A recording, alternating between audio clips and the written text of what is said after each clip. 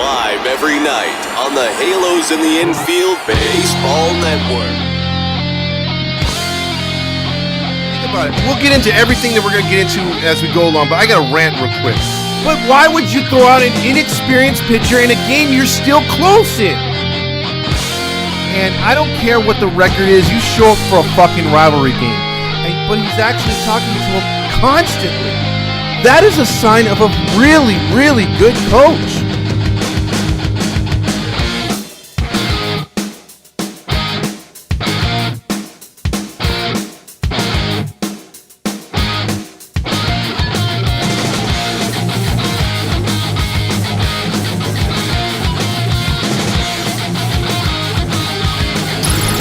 It's the ToddFox postgame podcast with your host, ToddFox. Because the only thing I want to yell is fuck! Hey, welcome into another episode of the ToddFox postgame show here on the Halos in the Infield postgame network and also the postgame studios here. Check in with 714 tickets because it's the last day for you to get that 10%. Or actually, no, it's the last day for you to get that jersey by purchasing tickets and putting HITI, H-I-T-I, in the freaking promotion code to get at checkout to get the 10% off. And then also you get 5% back towards a further purchase. And it's, again, used over and over. It's not just a one-time deal. Every time you put in HITI in the promo code, you get that 10% off. And also, check out our pages and our podcast. Like and subscribe. Hit the notification bell right here. So let's get started, shall we? The Angels get a W today on a very good road. Well, they started the road trip. It looked good in Game 1. Didn't get the victory. They faced two tough pitchers in this series, and then the one that you thought that they would eat alive, and then our pitcher would eat alive, and this would be a back and forth slugfest. It was actually one of the better, well-pitched games of the series. The Angels losing the first game, and then 2-1 coming back last night, losing 7-5, and then today getting a 3-0 shutout win. A win's a win. You could say that up and down the lineup, but again, you can also put in a little, you could pick apart what happened today. The offense getting enough. Shohei's blast. Matty V could not stop rubbing one off about how far and how high it went. It went higher than a punter in football, blah, blah, blah. Come on, dude. Like, lay off that kind of stuff. It's really, really cheesy. But Ohtani's home run, yes, it was nice. It was a deep shot. It was great. Solo blast. Everything was good with that. That's fine. But in my opinion, it's like, come on, bro. Like kick back. Like, that's why I don't like Matty V as a commentator. I love Randazzo and Gooby together. The Angels did not do much damage here today. Again, 3 runs, 5 hits. The solo blast also started off by Mike, a.k.a. Jake Lamb, in the second inning. Then Ohtani's blast in the third inning was 2-0. And then the Angels got a big RBI single by Renifo as insurance in the 7th. Now, besides being critical on Matty V commentating, I will say the other thing I'm going to be critical about is the use of the bullpen. The use of the bullpen is this. A lot of people said when Silseth was brought up that we have to immediately take Suarez out of the bullpen or out of the starting rotation, insert Silseth there. Now, that made sense up until today's start. A lot of you guys said in the comments the last couple of days, watch Suarez pitch really good, earn himself 3 more opportunities. Well, that's exactly what he did today. How can you take out a guy who came in and pitched a shutout through 6 innings, I believe? He pitched 5 innings. Sorry. They didn't want to stress. Look, the 2 biggest stress innings that he has always is the 3rd and 4th inning, and it's usually the second time around. Well, he pitched really, he got a little dicey in the 3rd, but after that, the 4th inning was fine. The 5th inning was fine. They took him out. 6 strikeouts, 3 walks, only 2 hits allowed, 5 innings pitched. He lowered his ERA to 7.89. He's by far the best we've seen him. Davinsky was a nice little pull-out from the minors, and as they brought him up, he got his first opportunity this year, major league debut, clean inning with a strikeout. So you got to love that. But then here's where I kind of question things. And some people might disagree, but here's where I kind of question things. I know Moore's been a little bit hot lately, and he's gotten out of jams, pitched good. But I just don't like him in that 8th inning spot. Maybe some of you do, some of you don't. I don't know. Silseth, bringing him in again. I don't like that. You've stretched this guy out for nearly 2 years as a starter. You don't want him any part of the bullpen. He gets promoted back up to the majors, thrown into the bullpen. And again, this could have really blown up on the Angels. Now, again, he came in there, pitched an inning, got a walk, gave up a walk only. But you never know what could have happened right there. This could have, and the problem is with this bullpen by committee, with this like, hey, let's just see who's running hot right now. No real roles in the bullpen. This right here, because it worked today, will give Nevin and whoever's in charge of the bullpen more confidence to keep pulling this crap. And I'm telling you, it's going to bite us in the ass, because it's already bit us in the ass when we go to other untrained pitchers in roles that they're not familiar with. But because it worked today, just like how Suarez is going to buy himself 3 more starts, this is, I believe, is going to buy the bullpen guys another 3 or 4 opportunities to run stuff how they did today. So, also, let's see, as far as everything else is concerned, it was pretty cut and dry today. Angels win 3-0. And it was a really good start to finish here for the Angels, and they needed a win like this to get their mojo going. As far as other games around the league right now, top of the 9th, it's 15-1 Rangers. So it looks like the Angels will stay 2.5 games behind them. The Cardinals face the Dodgers right now. They're winning 2-1. They lost last night. For some reason, the magical princess that Kershaw is cannot be hit. It was 2020. Let's see. Houston plays the Phillies tonight. The Phillies, I think, have beaten them 2 in a row going into that game. The Mariners come from behind. Mariners were down 8-4, and they come back and win 10-8. They would have fallen to 11-17, which would have been great, but the Blue Jays blew a big lead, including in the 9th inning. They had an 8-6 lead, and the Mariners came back and scored 2, sent it to extra innings, and did what the Angels always do, well, what they don't always do, which is score runs in the 9th inning. Let's give out the awards. This John Stamos Award here on a Sunday. Let's give that out real quick here for the best player on the field.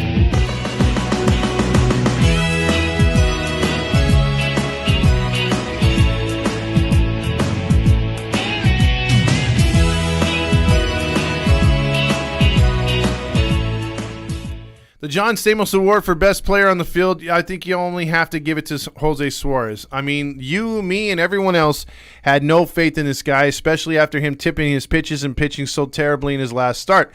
However, he came out and pitched really good today, and Suarez got the W, and it's good for him. I mean, this is the way that I thought he would pitch, as far as a standout, as far as an up-and-coming pitcher for the Angels, and a guy to look at. I mean, I wasn't calling this guy the number 1 guy in the rotation, but I in the beginning of the season, I was like, hey, you know what?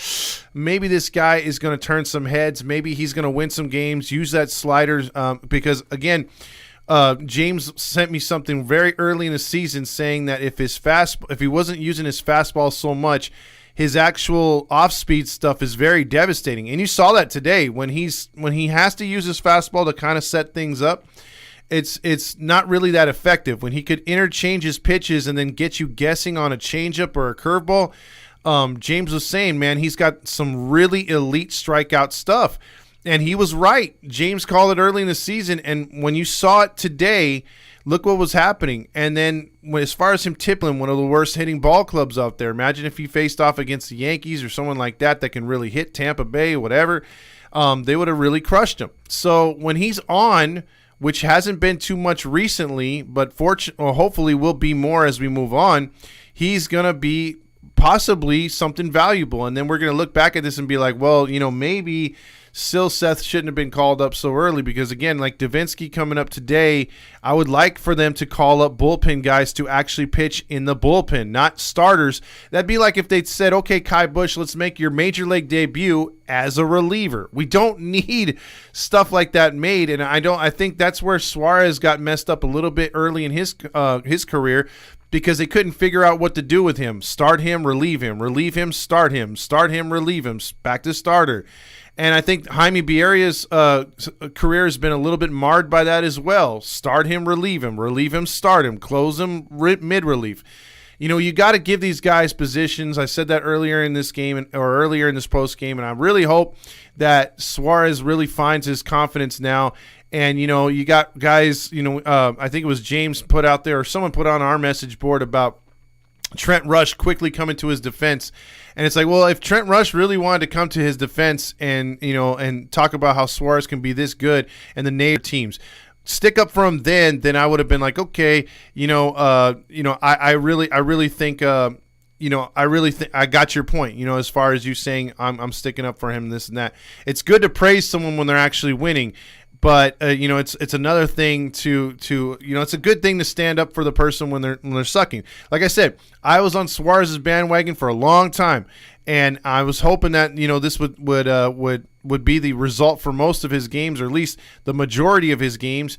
And unfortunately, he hasn't pitched that good. This is by far his best pitch performance, and it was only 5 innings. Would I like to see him get into the 6th or 7th? I think even Nevin says, okay, 5 innings, I feel pretty lucky right there. Let's go to the bullpen.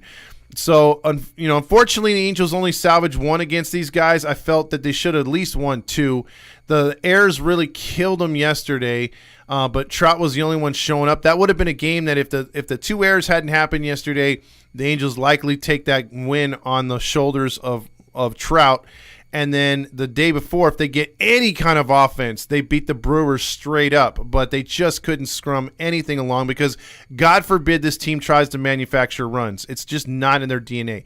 So let's get to the Nacho Night Award here tonight for the worst player on the field, presented by Paul Sereno, the worst hitting instructor in the world. All the chips, all the cheese, all the refried beans, all the onion and tomato and the guacamole, all the beef and jalapeno and the sour cream, all the nachos.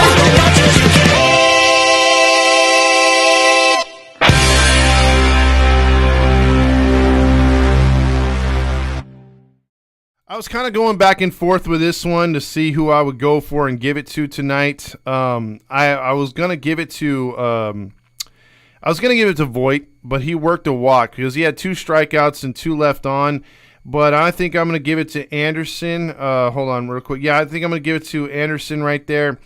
Anderson had the hat trick tonight. So Brian Anderson with 3 strikeouts, lowering his average now to 255. But 3 strikeouts, 2 men left on base. He'll get the Nacho Night Award. So it wasn't one of those glaring ones where someone makes a big error or there was a really bad pitching performance or the bullpen guy was just ass or something like that. It wasn't one of those games. It was pretty much a clean ball game. There wasn't like a critical error here. There was a couple nice catches. It was a well-played ball game, and if the Brewers would have scratched anything across, but that's how good the Angels were playing today. So, I mean, they get the win. They finished the month 15-14, a game over 500. But again, if you look at that schedule moving on, we've got some very, very tough opponents coming up, and it's not going to get any easy, I think, until the final days of May when we take on the Chicago White Sox. And who knows where the White Sox will be at that time. Right now, I think the White Sox have lost 10 in a row. But yeah, we don't particularly have an easy schedule at this moment. So hopefully things will change as we move forward. Big 20 checks in with, I'm sick and it still sucks, but he's still under the weather. James Malou says, your boy Suarez showed out today. Yes, he did. The chair says, cheese. Hi, James and Hammer right there. Also, let's see. Grillmaster says, well, Todd, are you going to honk your honk? Your boy did it. I'm gonna say this. As much as he's let me down, see, I'm not even getting much honk out of this honk. That's pretty depressing. Yeah, he gets a half a honk, I guess, because that's what it sounds like. He did do it today, but again, I want to see him do this on more of a consistent basis because, like James said, and when we had that chat and he sent me that article, dude's got great stuff, and James believes he could be a good starter too, but he's got to put it together. He's got to be consistent. And what does this team lack in? Consistency. So it's not just Suarez. It's him, it's the team, it's everyone around him. Baseball is so puzzling, the chair says. Also, Todd even gets a second win, Mike. I mean, like Jake Lamb. Yep, he got a big home run today. Got to give credit where credit is due. Suarez performed better than I thought. He sure did, Martin. Balls, and Brewers. Oh, I should make one up that says balls, and brats. I think that one sounds better than anything because that would fit the. Tonight, it's time for you to check out what I want. I want balls and John Stamos. Trotter here says, great job by Suarez. Cowboy Carlos says, I guess Suarez stopped tipping his pitches. Matt Moore has been great in the 8th inning. Yeah, he's been surprisingly good, but I'm not sold on him as being that kind of guy. Like I don't look at him and say, okay, our 8th inning guy is him. But then I look over at Loopy, and I'm like, you know what, Loopy's supposedly got that moniker on him as being the 8th inning guy. But then when he comes out there, he's usually not that good. And the more and more that, Moore shows up, no pun intended, maybe I'm wrong. And maybe he's the guy that's going to come out and save the bullpen. So a guy who has started most of his career, with Tampa and several other teams, and he pitched mid-relief and this kind of role last year, not as much as late in the inning games, but he pitched mid-relief really good for Texas. Maybe he is the guy. Maybe I was wrong. Maybe he's a guy that's going to come out there and make the right pitches and set up Estevez, or when he gets healthy again, Quijada. Who knows, dude? I mean, I don't know what to think about this bullpen. I don't know how they're running it, why they're running it this way, but they are, and if it works, then they're going to get more chances like this moving on. My fear is that I've seen this song and dance with plenty of other teams when they try to go the bullpen by committee, not giving guys set roles, and they just roll them out there and say, okay, do your job tonight. They're not ready because, again, if you're a pitcher that pitches in the 6th or 7th inning, you're starting to stretch and move around in the bullpen just to exercise and move your joints out around the 4th, 5th inning. And then depending on how the game goes, then you start stretching your arm, and then as soon as you get that call, then you could start throwing in motion.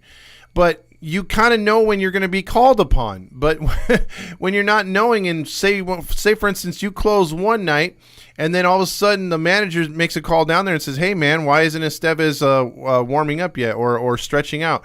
I don't know why. It's the 5th inning. Well, we're going to call him in the 6th inning. What the fuck? So, I mean, that's again, how this team has been going, and it's kind of annoying.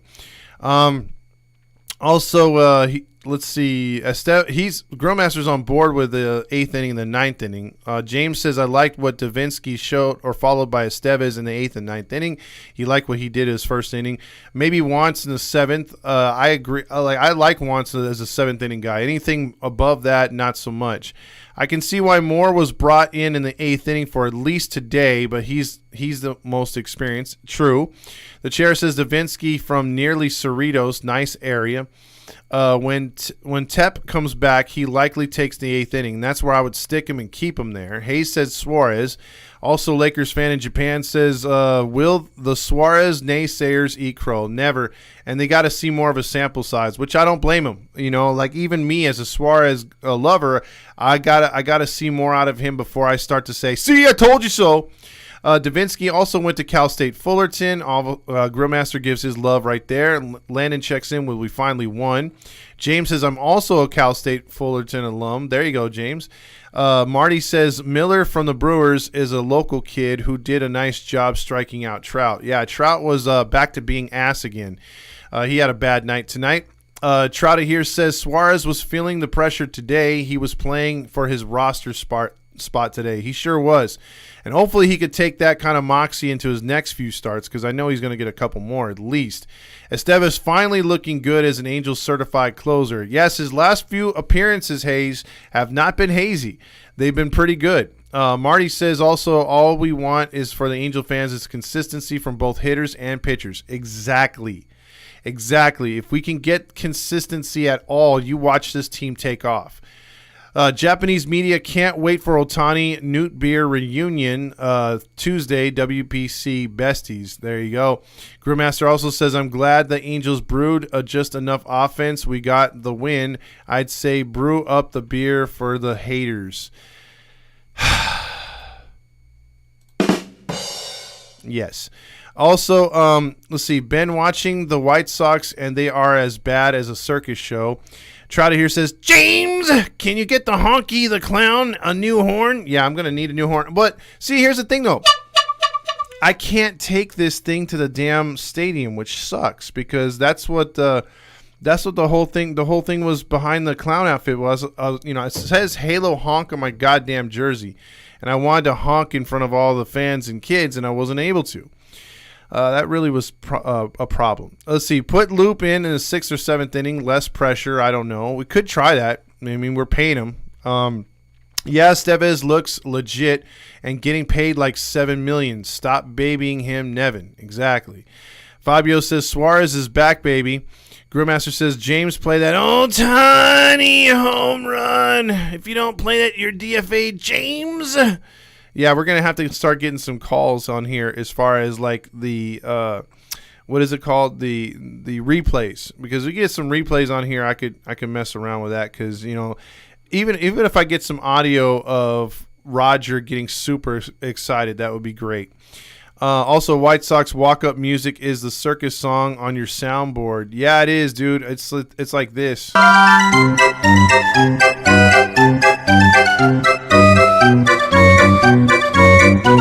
And correct me if I'm wrong, James. Like, do they like? Is that manager they got now? I know he's a rookie manager this season, but does he have any other kind of managing experience? Before the White Sox, because I know the big thing was Tony La Russa had lost touch with everybody, and everyone on that team hated him and the way that they were running things. I mean, the White Sox were a team last year picked by a lot to win the Central, and they just bottomed out. And then this year, you're seeing, I don't know if you saw that ground ball play the other day versus the Rays, and oh God, I'm blanking with names, but it was a ground ball back to the pitcher. It shouldn't have been that close. The guy literally jogged to first. He slowed down before he got to first, as if it was scripted for him not to make it to first base. And it was one of those plays where they said, "Hey, you want to see a play where a player gets benched?" Oh, there it is, Luis Robert. There it goes. Thanks, Grillmaster. Yeah, I mean, there is so much wrong with that White Sox team, and it was just about 4 years ago you could see the White Sox beginning to turn the page, beginning to turn into a really good, tough baseball team. And everyone was saying, man, the White Sox players are coming through the pipeline. The White Sox players, they've got an incredible, minor league system. This team's going to be good before you know it. They're going to be adding players, blah, blah. And they did have some pretty good players start to come up and make their debuts and start to, to do what they got to do. And you're like, okay, the White Sox are going to turn into this team that's going to battle the Twins, battle the Ohio team and stuff like that. And it's going to be, pretty interesting in the Central. Boy, were they wrong. I mean, after last year's build-up and everything, and then they just fell off. Abreu leaves, goes to Houston. I'm not saying that's part of it, but it's not helping, and that team is falling apart. Also, Grillmaster says, "How dare you," by the White Sox fans. How dare you? And they're taking on a lot of emotional damage. Renifo actually came through with a hit tonight, 2-out RBI hit. He did. That was nice to see from the right side. Sean Island says, finished up April above 500, already better than last year. I thought we were better than last year because I know we were 27-17. I know we didn't go on a 10-game winning streak. So I know we finished April pretty good, and then we got into May, and it was sort of like one of those things. Because here's the thing that I talk about. I think the Angels were about 2 games over 5, or 2 games in first place, something like that. It's not like they were blowing out Houston last year. Houston started off pretty hot too. But I remember the Angels being 27-17 in a good spot, and then they hit that 14-game losing streak. And so they were 27-31, and I think they were like something like 4 or 5 games out of first place. So it's not like they were getting buried.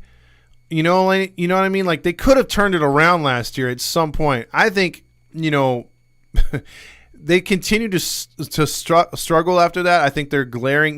They didn't change anything up hitting-wise. But I look back at it now, I'm like, man, they could have maybe turned the corner right there. They could have did something, and they didn't save the season last year. Let's see. Also, Grillmaster said, yeah, it was Luis Robert, the star center fielder for the White Sox.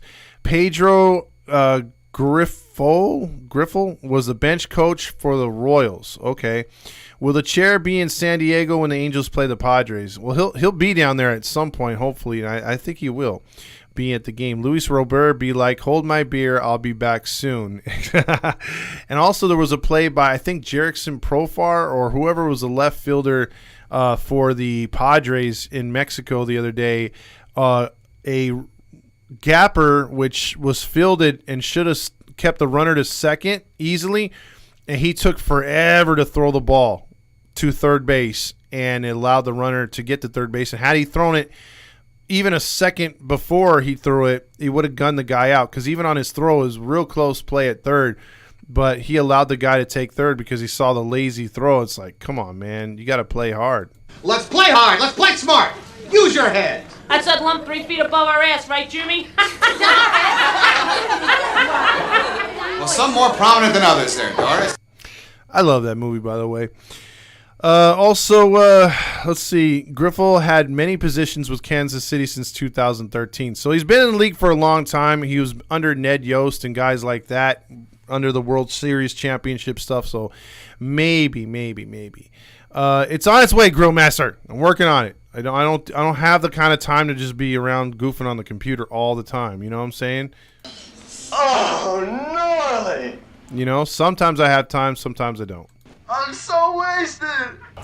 Yeah, that could be part of it too. Also, that throw by Profar was in Miami last season with San Diego. Oh, it was last season. I saw that one click up because of the other play with the guy from Chicago. Manny quickly checked him in the dugout. I bet. Grandmaster says, use your head. Include the one from Toy Story 2 where Rex shouts, I don't want to use my head. Yes. Also, Trotter here says, Todd was at the game last week and tried the Big A burger. Was pretty damn good. OG pizza. So, dude, okay. Back me up on this one, Chair. Back me up on this one, because I think James has tried. If you want to go for good, like James has got probably the best reviews I've seen as far as food's concerned. That dude has a knack for breaking it down scientifically. So I know he's tried OG's, but I don't know. I haven't heard his opinion on it.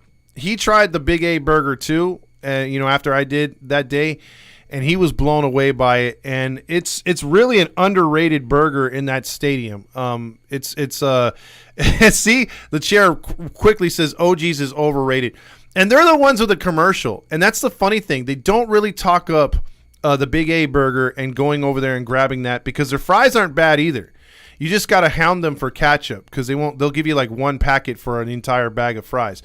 Yeah, the prices are stadium priced. I get it. It's not going to be a cheap combo if you get the combo, but the burger is definitely worth it.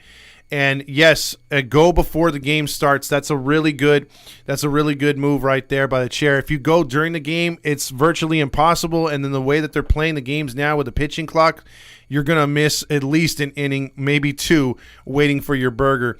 And Trouter here says OG's taste like a frozen pizza. It wouldn't surprise me. It wouldn't surprise me. Again, go to the taco trucks when they have if you haven't tried the grilled cheese that they have outside the stadium, which is usually parked a little bit down from where the cookie place is. Obviously, get the cookies. They are way expensive, but they are way worth it if you're a cookie person. And then also, again, try the grilled cheese truck that's usually always there. I was skeptical because they had a lobster grilled cheese. I'm like, no way, dude. It's like I think it was like a $15 or $17 sandwich by itself because, obviously lobster. But, dude, it tasted amazing. It was really, really, really good. And if you just get like a regular grilled cheese or with they have different, they have like 10 different kinds of grilled cheese. You can throw in the fries right there. It's not a bad deal. But obviously, if you get the lobster thing, it's way more expensive. I wish there was a fish taco place up in the Angel Stadium. That would be dope. Obviously, Chronic Tacos is what it is. It's pretty good usually, but I'm right there in center field with all of you. Center field is so underdeveloped. It's crazy. Like, you got that whole area where they could sit up there in the VIP and watch out towards center field and kind of, you eat your dinner or whatever up there. You kind of get catered to. That's fine. But it would have been awesome if you have something better that they could serve you there, or more room like that, or if you have something in the back, like something prestigious. Because, there's just too much of like your ordinary hot dog hamburger stands or just hot dog stands throughout the stadium. I think especially, you should be offered like at least a chicken sandwich or something around the stadium, liven it up a little bit. I know they have a panda and all that kind of stuff, but it's just, to me, there's a lot of generic places there at Angel Stadium. They could really improve it. I know me and Fernando were talking about doing a show about the food thing, and then including the Chair because we want his take on everything. He says, I got to try Chronic Tacos, never had. Okay, first off, if you're going to try Chronic Tacos, James, try it, Chronic Tacos. I don't see that's a problem. I don't know where that many of them are left. It's a Wee Man thing from Jackass. He's a majority owner. When they had one in Brea, it was really, really good. You go there and they were not, and maybe that's why they're out of business. I think there's still one in Brea because they had 2 locations, but there was one. No, in Buena Park. I went to Fullerton. There was one in Fullerton. That's the one that closed. It's another Spanish place now, but there was one in Brea, and the one in Brea that I went to, it's like, dude, they freaking. Like, you know how you go to Chipotle and it's like they give you a small scoop of meat or whatever like that, small scoop of guacamole. No. Like Chronic Tacos, they load that burrito and they freaking, they have to close it with a machine. That's how much crap they put in it. So it's pretty good. The burritos are always worth it. The taco meat's pretty good, especially if you like pastor. It's not too hot. It's got a good seasoning. So, I mean, I honestly have never had it at Angel Stadium. I can say that right now. I've never had it at Angel Stadium, but I would think that it would be better going to the actual chain to try it first and then trying it at Angel Stadium. That's the way you do it right there. Try to hear says $30 for cookies. Fish tacos in San Diego in July. Vamos. Yeah, dude, I'm telling you, there's Baja Tacos on Carmenita, not too far from me. Dude, $1.50 fish tacos, and the fish tacos are amazing. I love fish tacos. That and birria tacos. Those are my favorite. Let's see. Also, the chair needs a segment on food in the area and next to the stadium. What I'd like to do is have Trouty here is James does his on his page. I would like for him to post it on the Angels page because I think he can get a lot of people to check out his takes because he does break it down. I mean, like he did the one that made me laugh, and not at him, but at how good it was and how it I laughed because he broke it down so scientifically that I went out and I got an Impossible Burger that he previewed just to see if it matched up with his take, and I was laughing because I'm like, God damn it, you can find those if you taste it right and you kind of look to the side like he did. It's like, okay, I got that sauce, I'm tasting this. It's like he broke it down so easily. He's like, it needed about this, I wasn't impressed with this, and I had the same take. Thinking about it, and after eating it, I'm like, damn, that fool was on it about the Impossible Whopper, man. I was like, all right, James, see you. That was pretty good. So yeah, James has some. When he recommends something, I usually try it because he's got a good eye and a good stomach for it. No disrespect at all. I'm just saying James has got a good taste for things, so I'll definitely go with his viewpoints on things. Grillmaster says Panda Express is everywhere. JT, there's one in Buena Park. No, he knows about that. He's talking about at the stadium, bro. They do have one at the stadium still. Also, Jesus says they told me Kathy's cookies are fire. They are very fire. They're so good. Dana Point, I believe, near the entrance of Dana Point Harbor. He's talking about that. Let's see. But the Angels need to add Mexican food in the menu. They do need more. And especially, I think where they're screwing people over is it seems like on the club level and below, you have your best restaurants. Up top, it's just like you got your generic beer. Yeah, you got a helmet nachos, but it's mostly, hey, if you want OG's Pizza, you got that up there. If you want a hot dog, you got that up there. You don't have a burger option up there.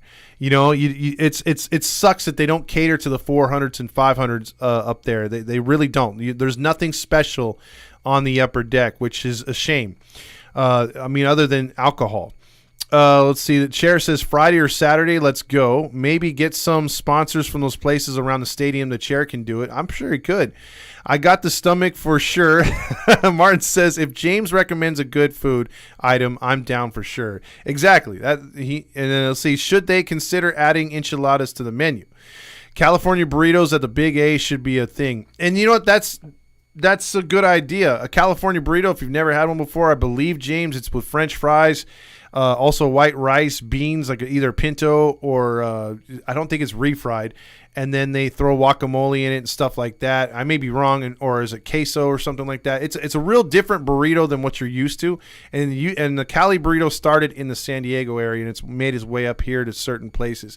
Enchiladas and stuff, as far as that's concerned, unless they got like an El Pollo Loco type deal out there where they can make them hot and ready or stuff like that where it doesn't take forever to make them, because that's the whole deal, is making this food fast enough and getting it to the consumer, because obviously they're there for the game. You got to think of that too. So it's got to be ready, like sort of like how Chronic Tacos is, because I seen as I walked by, they got their meat in those hot trays, and then they start dishing it out. So it's like you need the food to be ready. That's the thing. And if you can come up with something like that, then it'll work. If not, you get what you get when you go to those taco trucks. You still got to wait for your food. So that's why there's a long line for those things, because they do take some time outside, but you kind of expect that. You don't expect that when you're in the stadium. Let's see. Also, Kathy's Cookies is also on the 400 level. Oh, I did not know that, JT. Okay, so they got a Kathy's Cookies up there. I thought it was only on the bottom level, so that's my bad. My bad there. Also, the chair says Golden Road has okay food across from the stadium. The chair also says, damn it, Todd, I got to go work out this and the Warriors game, but all this food talk is making me want to stop by several food trucks. I'm sorry, my man. I'm sorry.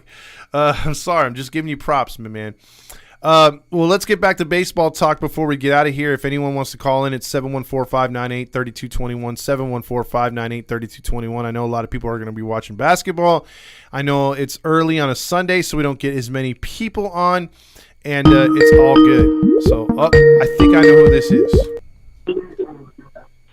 It's the Halo Hotline. Hey, Todd. Are you feeling any better, my man? No, not really. Damn, dude. The medicine's not kicking in? It is a little bit, but not that much. Well, I mean, do you feel listless? Do you have a fever or what? I mean, I'm walking and stuff, but I have a cough and my nose is really stuffy, so it's pretty, like, not chill, and, yeah. But I did feel a lot better this morning because my throat went away from last night, and now I feel like it's gonna die tonight, or I should be better tomorrow because I've been having a lot of, like, yellow snot come out, so I should be better tomorrow. Just blow your nose and freaking take a lot of what is it called? Drink a lot of tea. Drink a lot of tea. Yeah. Well, I've been drinking water. And I've been drinking vitamin C. Oh, okay, that's good. Yeah. So hopefully I'm better tomorrow, and hopefully I'm back to normal tomorrow. Yeah, you definitely need to pass that stuff through your system so you're able to get out there and do that big hammer surfing. Yeah, and hopefully I can surf this week for my surf class. Yeah, you've had a pretty quiet weekend, huh? Yeah, I've just been laying on the couch watching baseball. And I was pretty cocky. Balls and John Stamos. Netflix. I can't party this weekend, and it sucks. Well, yeah. You're gonna have to get through all this, man, so that you'll be able to to get back to normal, man. We like the upbeat, big hammer. Yeah. Well, hopefully emotional damage. Hopefully I'm better tomorrow or Tuesday, and hopefully I'm 100% healthy, and hopefully I don't have another bug like this, because it's my birthday month tomorrow, starting tonight at 12 a.m., and hopefully I don't have to deal with this when I go out to the river and stuff like that, or during summer, because that really killed the first couple of days of my summer. So it sucks whenever I get sick, but hopefully I can get through it, and hopefully I can get better. Absolutely. Tonight or tomorrow. Yeah, hopefully, man. Yeah. Well, I'm going to go and rest up, and I'll call in tomorrow when I'm better, hopefully, and go Angels, and hopefully we can win on Tuesday and take 2 of 3 before heading home on Thursday afternoon. And yeah. All right, that was Big Hammer right there. Kind of lost him at the end. Yeah, Big Hammer's been down all weekend, dude. And usually that guy is up for any kind of partying, dude. But there is no party in that guy's voice. You could hear it right there. It just seems like there's just a lot of, and he's not feeling good at all. So hopefully he gets better. It's the Halo Honk line. Hey, first time, long time.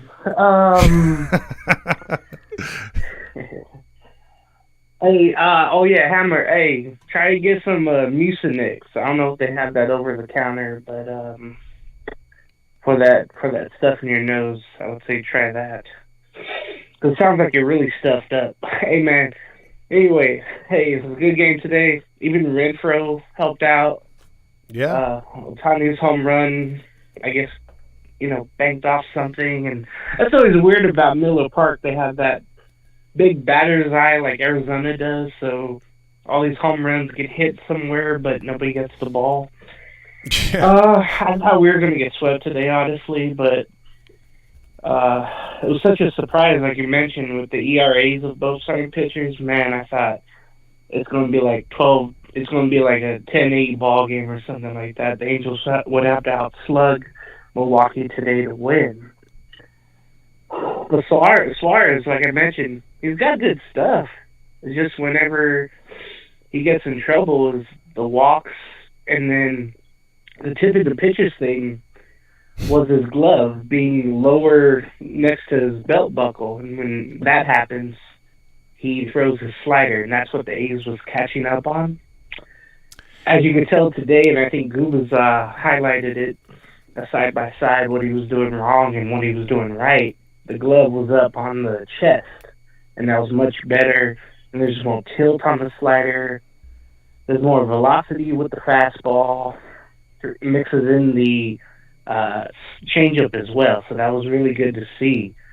The thing is, like you mentioned, though, hey, consistency, we got to see 3 starts of that in a row instead of just like one to save your job like he did today. There's got to be more of that. So that was at least encouraging, but I think we'll see him in the Texas series. Let me see, probably Saturday, I'm guessing. That one scares me. That sounds right. Yeah. Saturday against a really potent Texas lineup, even though they're without Seager. Remember, he has the hamstring issue. Yeah, or avoid DeGrom. Or as Joe Madden called him, the greatest baseball player in history. Remember from last year? Boy. He had to walk him with the bases loaded. Brilliant. Oh, God, I remember that. I was in San Diego. And I was listening to it, and then all these videos came up with Mike Trout having the most puzzled neck twist. Just like, wait, what's going on? What are we doing? What? And then Mark Langston called him out, like, this is not winning baseball. And I love that, too. Langston, like, I was listening to that game that day. I really didn't watch it till I got home. And he would not stop. I mean, it was like 3 innings later, the Angels had already taken the lead, and he's still ripping Madden. And we know what happened in June, and he was let go finally. And now with Nevin, it almost seems like he doesn't know what to do.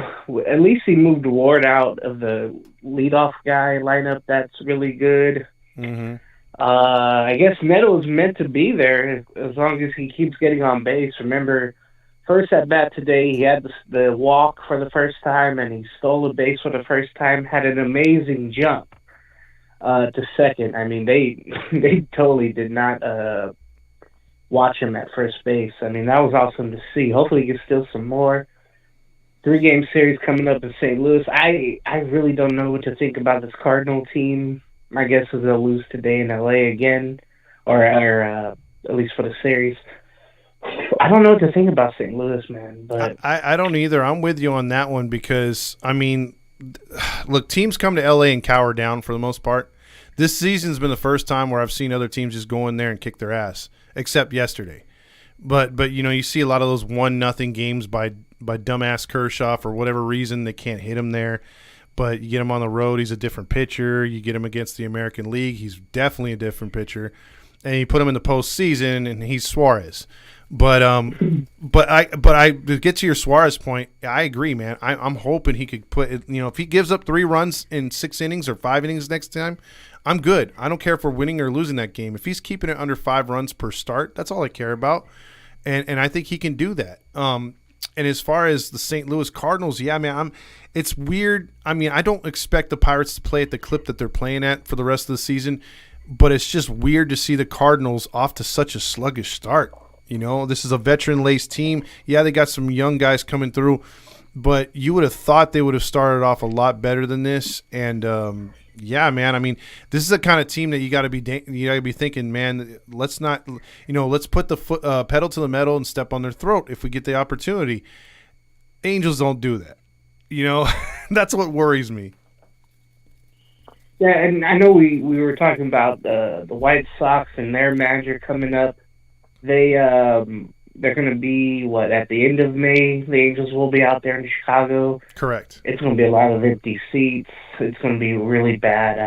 The White Sox, I think they just have to make some moves, probably trade Robert. Like I said, it feels like there's no direction. There's no real... I don't know what to think. It's like their starting pitching is awful. Their offense is awful. I think they're going to get swept by the Rays today, and the Rays are the opposite. So, through the hard schedule of May, at least there's, 2 series where, hey, maybe it's like Kansas City and Oakland where, okay, maybe we just lose once in a series against them instead of twice like this weekend. But, hey, it's overcast outside here. It's the perfect time to go out and attempt to jog.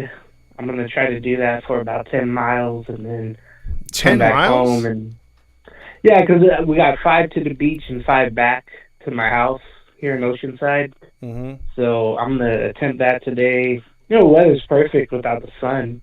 So I'm going to try that right after this Warriors game and then catch some NHL playoffs. There's a pair of Game 7s going on. And Game 7 is always the 2 best words in sports and in the world. So I'm going to try to watch those. And then hopefully I'll catch everybody Tuesday, Wednesday, Thursday. Remember, is a morning game in St. Louis. And hopefully I'll see everyone at the ballpark on Friday and Saturday. We'll see what happens. Maybe do some food reviews. And thank God JT mentioned the cookies are up in the 400s. Remember, we always see them down below. Yeah. Near the side gates. I never knew they were in the 400s. So I'll take a look at that as soon as I can. Absolutely. Hopefully I'll see you next weekend, man. Oh, by the way, one other thing. On the club level where you can get off right there and they have the that little when you go up the escalator and that's, where we ate the Big A burgers that day. Oh, yeah. That is such an underutilized little spot right there. Shouldn't that be like a gourmet something? I've noticed that. Okay, so they took some... how we were sitting at that...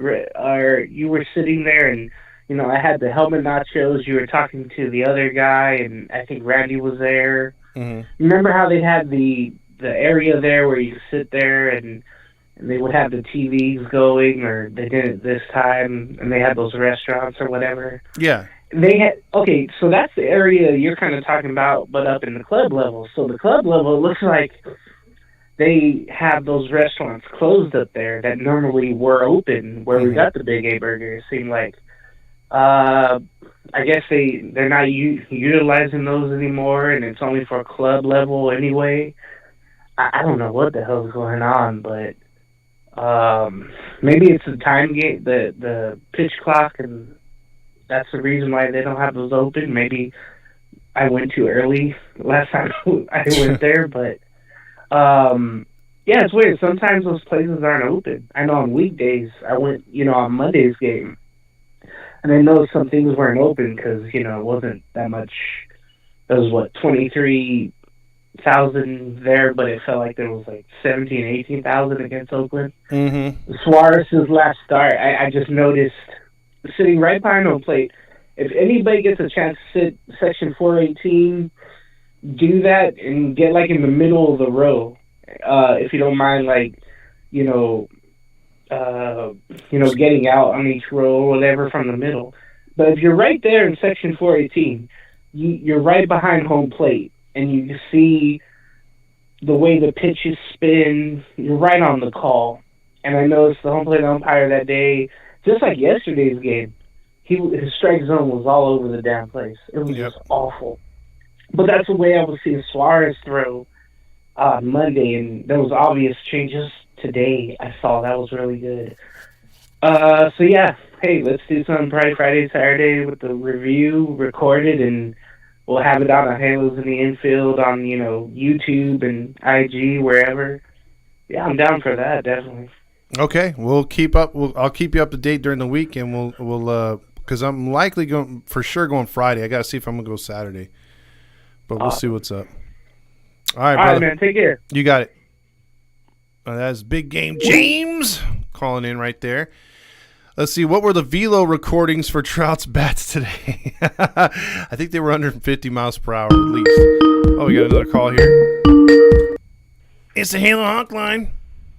Yo, it's Supra. What's up, Supra? Well, I'm surprised that we won. No, Suarez did good after I shit on him yesterday, so that's cool. Yeah, I mean, nobody had, again, I don't like guys that come out, say, for instance, I said earlier, Trent Rush, and, I know he does the post games or whatever, but he came out saying, see, this is for all the haters, blah, blah.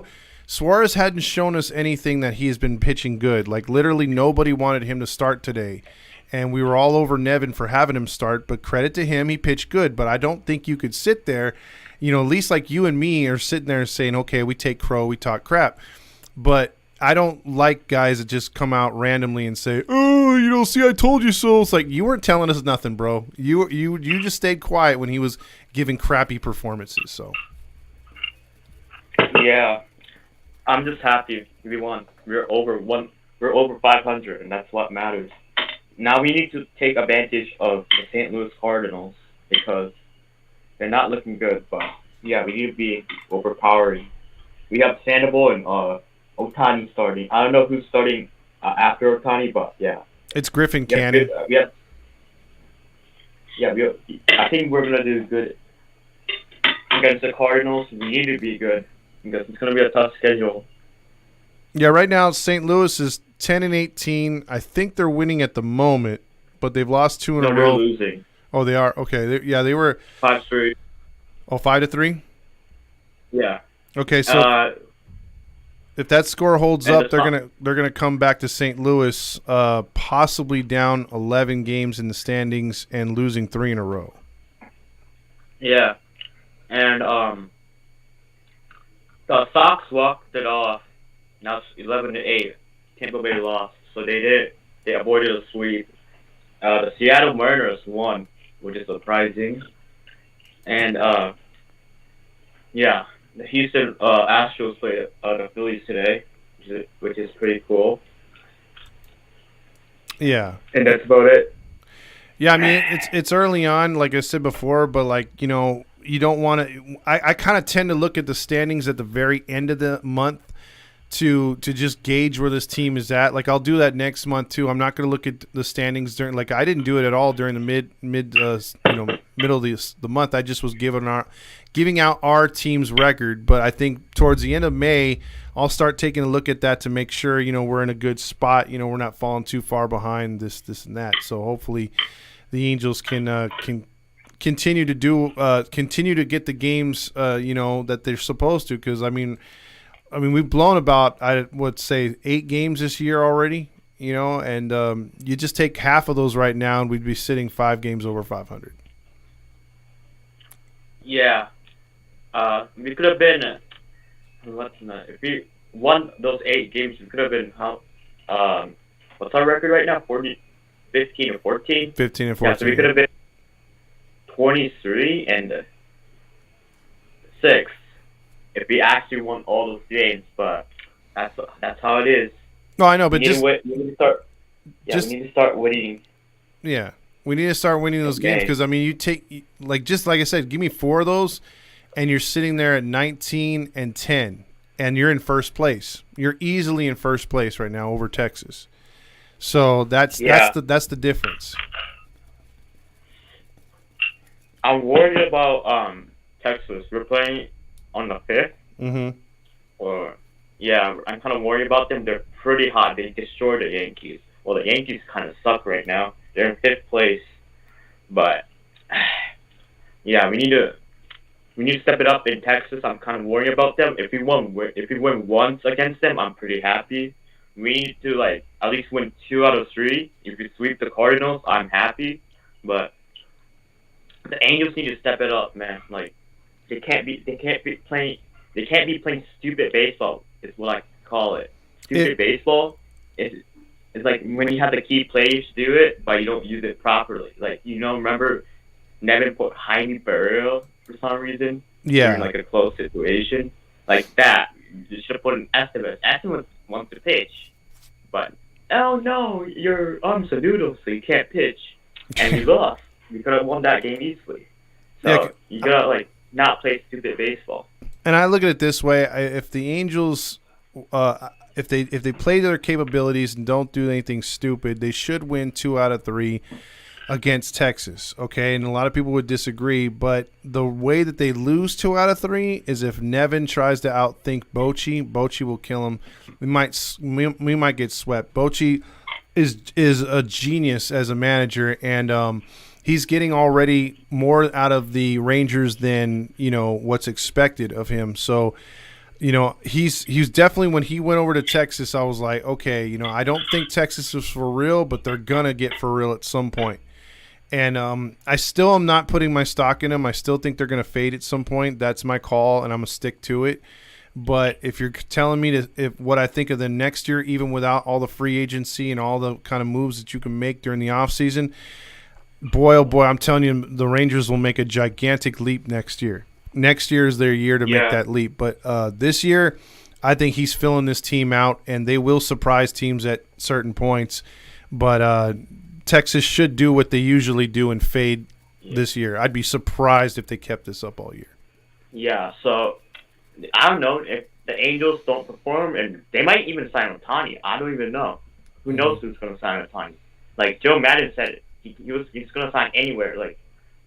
4 years ago, he didn't know much English and shit, but this year, he knows everyone wants him. So that'd be tough. The Rangers and the Rangers and the Pirates remind me of the 2022 Angels in April and mid-May.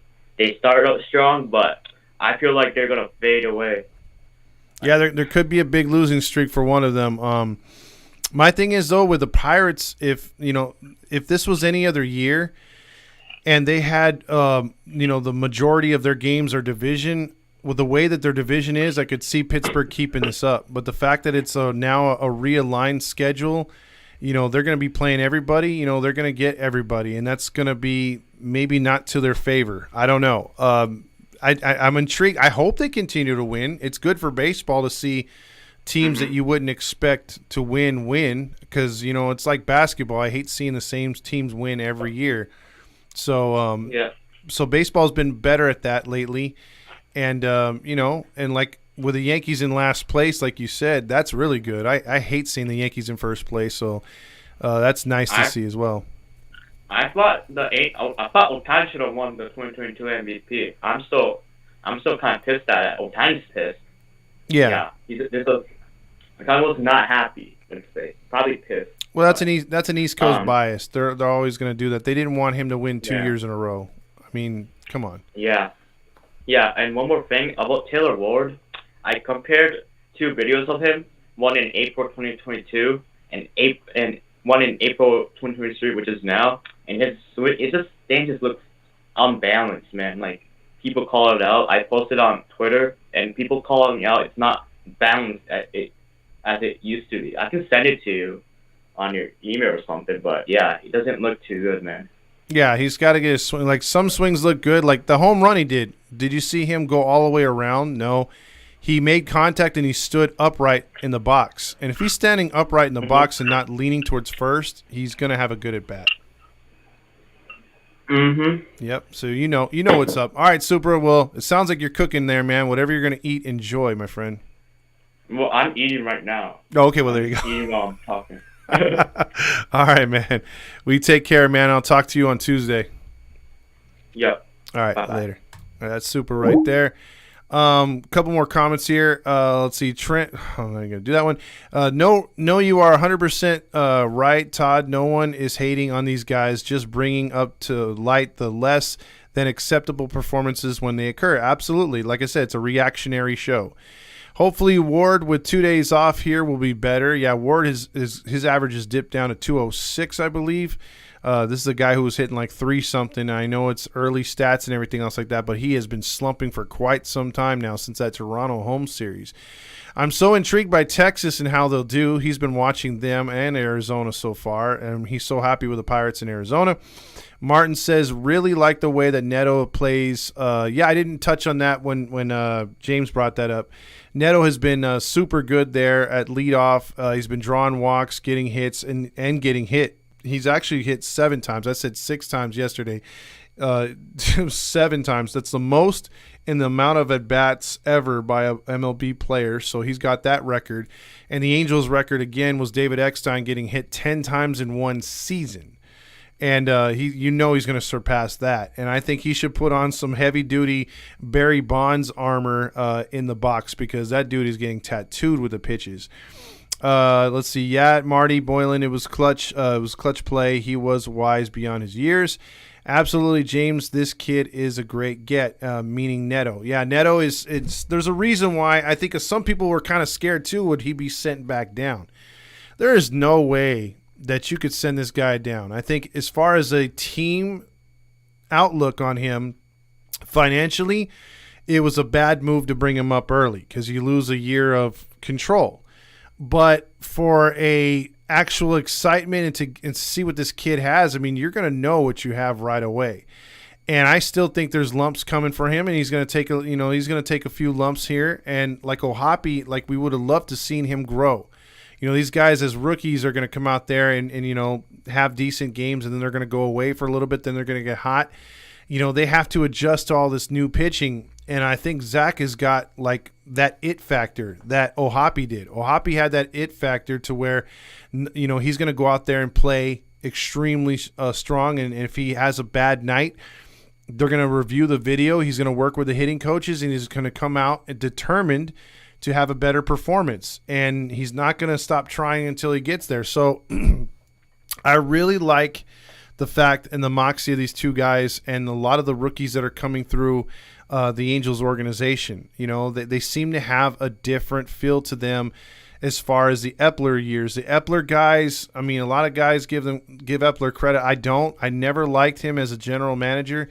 And it just seems with Perry, like for the most part, I've been giving him the benefit of the doubt because a lot of the stuff that he's touched has turned to gold for the most part. Remember, Adele's not a Perry guy. You can't put Adele on Perry. You can't put a few of these players on Perry, because those weren't their guys. Rendon wasn't a Perry guy.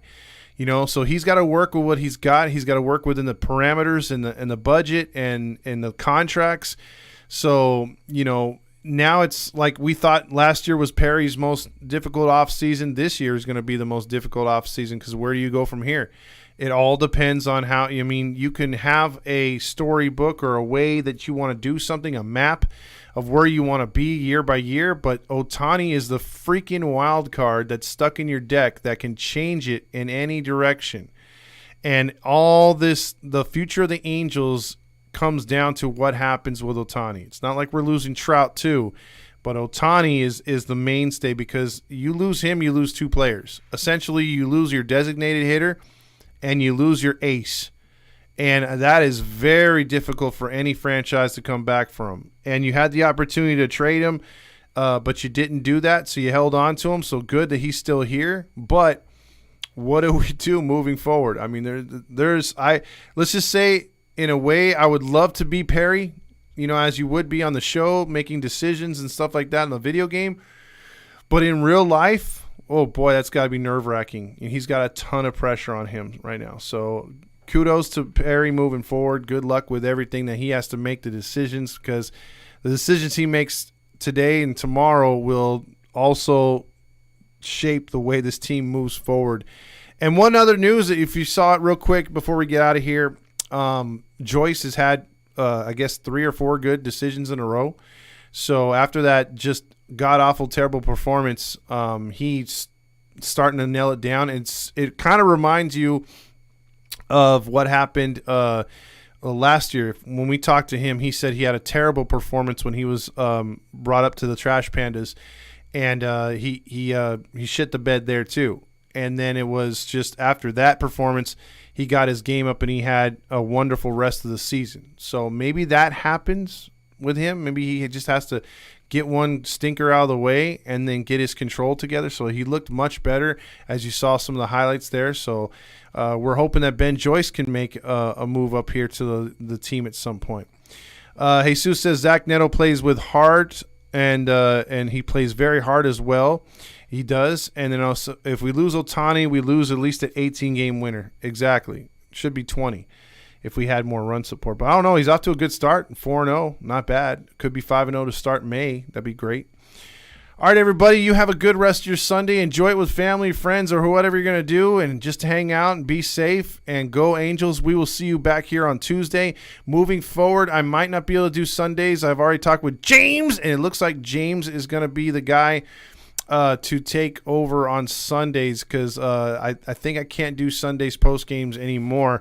That would be a James thing. So I will have James hopefully log into the same kind of equipment, and that way you guys can enjoy his little things, and he could throw some sound bites at you and everything else like that. So with that being said, everyone, enjoy the rest of your day, and go Angels. A big win today. At least we got and thank you, Marty, right there. Kudos to you, man. Hopefully we can continue this moving into the St. Louis series. We'll see you then.